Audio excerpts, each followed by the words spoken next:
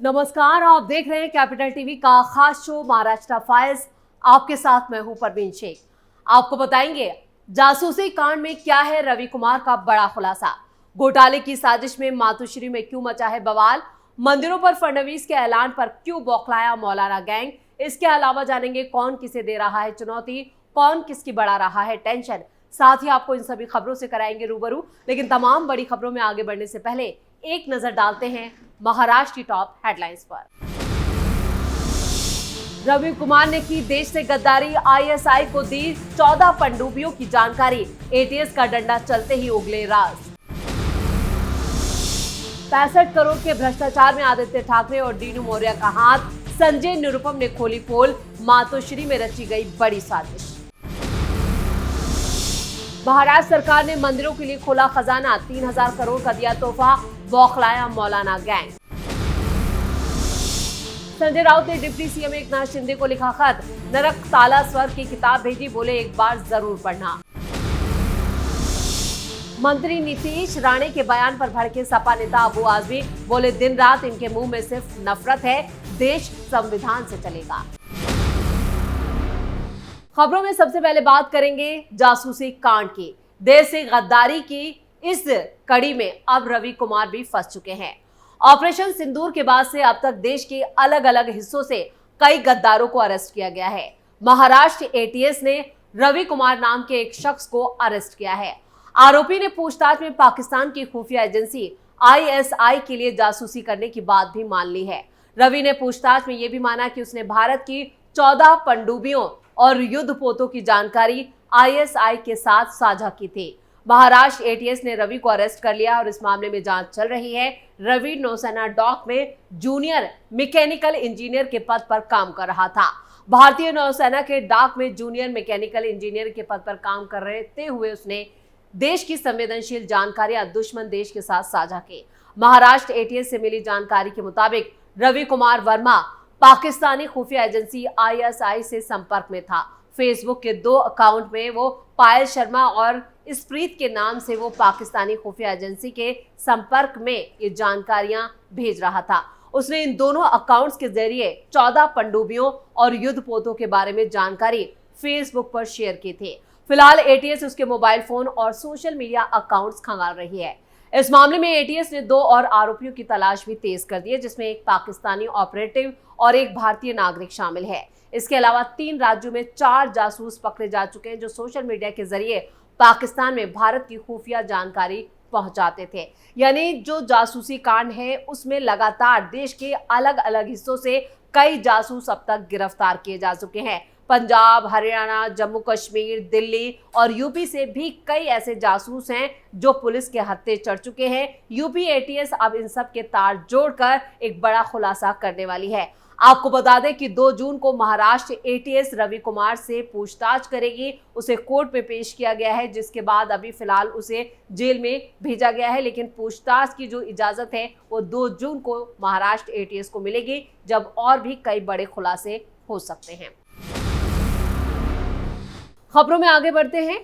मीठी नदी की सफाई के नाम पर एक बड़े घोटाले का पर्दाफाश हुआ है। इस घोटाले को अंजाम देने वाला कोई और नहीं बल्कि उद्धव ठाकरे से इसके तार जुड़ रहे हैं।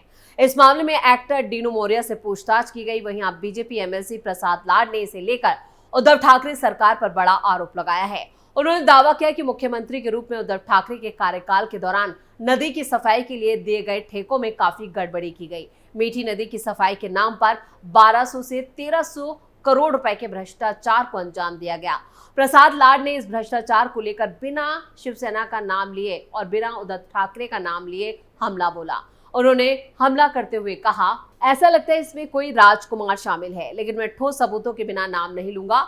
मीठी नदी से गाद निकालने में भ्रष्टाचार के सिलसिले में 16 लोगों के नाम एफआईआर में दर्ज किए गए हैं। पिछले 2 सालों में 65 करोड़ रुपए के भ्रष्टाचार का शक है।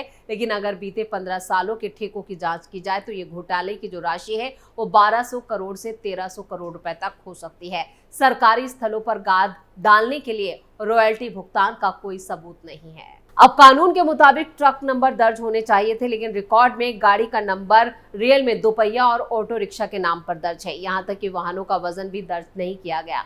उन्होंने मीठी नदी के लिए बीएमसी के बायो माइनिंग के इस्तेमाल की भी आलोचना की। उन्होंने कहा कि नदी की सफाई के लिए कथित तौर पर सूक्ष्म जीवों का इस्तेमाल किया गया था, लेकिन इस बारे में कोई डेटा मौजूद नहीं है। कितनी सफाई की गई, किसने काम किया और इसकी योजना कैसे बनाई गई।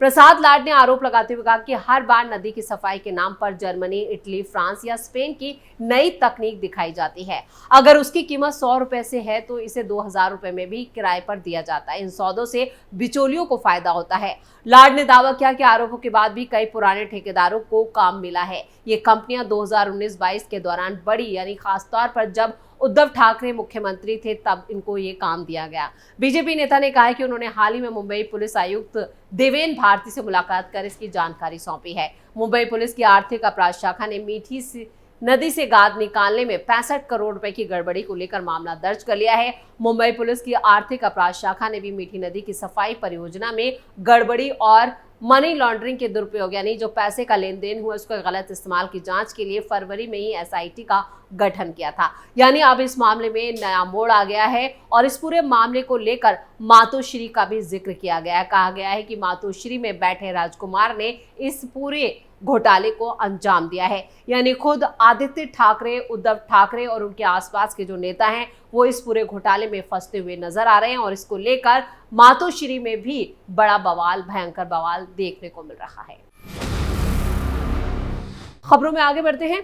महाराष्ट्र की फडणवीस सरकार ने राज्य में स्मारकों और मंदिरों के संरक्षण और उनके दोबारा से जीर्णोद्धार के लिए 2954 करोड़ रुपए की योजनाओं को मंजूरी दे दी है, जिसमें राज्य में मौजूद पुराने मंदिरों और पुरातात्विक धरोहरों का जीर्णोद्धार, यानी इन्हें दोबारा से संरक्षित किया जाएगा और इन पर पैसा, इनकी मरम्मत की जाएगी। बुधवार को ही सरकार ने 7 में से 4 परियोजनाओं को प्रशासनिक मंजूरी दी, जिसमें 18वीं सदी की वीरांगना रानी अहिल्या देवी होलकर के जन्म स्थान अहिल्या नगर के चोंडी गांव में उनके स्मारक के संरक्षण के लिए 681 करोड़ से ज्यादा की विकास योजनाओं को मंजूरी देना भी शामिल है। इस परियोजना की घोषणा 6 मई को अहिल्या नगर में हुई कैबिनेट बैठक में की गई थी। सरकार का यह फैसला उनकी 300वीं जयंती से पहले आया है। ये काम अगले 3 सालों यानी 2027 तक पूरा होना और इसी कैबिनेट बैठक में राज्य के 7 प्रमुख तीर्थ स्थलों के लिए 5503 करोड़ रुपए की विकास योजनाओं को मंजूरी दी गई है। फडणवीस ने इस फैसले पर, यहाँ पर जो फडणवीस सरकार का फैसला है, इस पर विपक्ष ने सवाल उठाए। यानी एक बार फिर जो राज्य का मौलाना गैंग है उसके पेट में दर्द हो रहा है। मंदिरों के रखरखाव और उनकी मरम्मत के लिए सारा पैसा दिया गया है और इसको जैसे ही सैंक्शन किया गया वैसे ही विपक्ष ने इस पर सवाल उठा दिए। उन्होंने कहा कि सरकार की आर्थिक हालत ठीक नहीं है, हम घाटे में चल रहे हैं, उसके बाद मंदिरों के रखरखाव के लिए इतना पैसा क्यों दिया जा रहा है। खबरों में अब बात संजय राउत की। संजय राउत की नई किताब नरकातला स्वर्ग, यानी नर्क में स्वर्ग के रिलीज के बाद महाराष्ट्र की राजनीति में एक बार फिर से चर्चाओं का तूफान खड़ा हो गया है। ये किताब संजय राउत ने उस वक्त लिखी थी जब वो जेल में बंद थे, जब वो पात्रा चाल घोटाले के मामले में 100 दिन मुंबई की ऑथर रोड जेल में बंद थे। 17 मई को इस किताब का भव्य विमोचन भी किया गया था, जिसमें लेखक जावेद अख्तर, एनसीपी प्रमुख शरद पवार और शिवसेना यूबीटी प्रमुख उद्धव ठाकरे जैसे दिग्गज नेता मौजूद थे। संजय राउत ने अपनी किताब में जेल के जो एक्सपीरियंस, जो अनुभव था, उसके साथ साथ महाराष्ट्र की राजनीतिक हलचल, सत्ता के बदलते समीकरण, सरकारी एजेंसियों के गलत इस्तेमाल जैसे कई मुद्दों पर अपनी राय रखी है। संजय राउत ने एक्स पर भी इस बात की जानकारी दी और लिखा कि उन्होंने अपने पुराने साथी एकनाथ शिंदे को नरकातला स्वर्ग की एक प्रति भेजी है। उन्होंने ये उम्मीद जताई कि शिंदे और गुवाहाटी, सूरत की यात्रा करने वाले उनके सभी सहयोगी इस किताब को जरूर पढ़ेंगे। यानी उन्होंने अपने जो 100 दिन जेल में काटे थे, उन 100 दिनों में उन्होंने कई जो इनको एक्सपीरियंस रहे उसको लेकर ये किताब लिखी है। और खबरों के आखिर में बात करेंगे नीतीश राणे और अबू आजमी के बीच छिड़ी जुबानी जंग की। महाराष्ट्र में ईद उल अजहा यानी बकरीद पर राजनीति तेज हो गई है। महाराष्ट्र सरकार में मंत्री नीतीश राणे की ओर से नियमों के तहत त्योहार मनाने और तीसरी आंख खोलने की चेतावनी के बाद प्रदेश का सियासी पारा गर्म है। अब इसे लेकर समाजवादी पार्टी के प्रदेश अध्यक्ष और विधायक अबू आजमी ने बड़ा बयान दिया है। उन्होंने कहा कि ये किसी के बाप की जागीर नहीं है, देश डॉक्टर BR अम्बेडकर के संविधान से चलेगा। सपा नेता अबू आजमी ने कहा, ये कोई हिंदू कंट्री नहीं है, ये किसी के बाप की जागीर नहीं है, देश डॉक्टर BR अम्बेडकर के संविधान से चलेगा। संविधान के खिलाफ जाने वालों को आप सजा दीजिए। लेकिन दिन रात इनके मुंह में सिर्फ नफरत है। मैं मुख्यमंत्री देवेंद्र फडणवीस से आग्रह करता हूं कि वो ऐसे बयान देने वालों पर लगाम लगाएं। उन्होंने आगे कहा कि महाराष्ट्र देख रहा है कि कुर्बानी के लिए नियम बनाकर रखा है और राज्य का एक ही मंत्री इस तरह की बातें करे। मैं समझता हूं कि ये शोभा नहीं देता। आप इस पर कंट्रोल कीजिए। ये नफरत का पुजारी बन गया है। इनका पोर्टफोलियो नफरत के पुजारी का दे दीजिए। इनके पास कोई दूसरा काम नहीं, इनको सिर्फ मुसलमानों के खिलाफ बोलना है। मंत्री नितेश राणे के बयान पर मुख्यमंत्री से मुलाकात के सवाल पर समाजवादी पार्टी के अध्यक्ष और विधायक अबू आजमी ने कहा कि मैं उनसे पहले भी कई बार मिल चुका हूं। सभी लोग बकरा ईद मनाएंगे जैसा हर किसी का त्योहार होता है।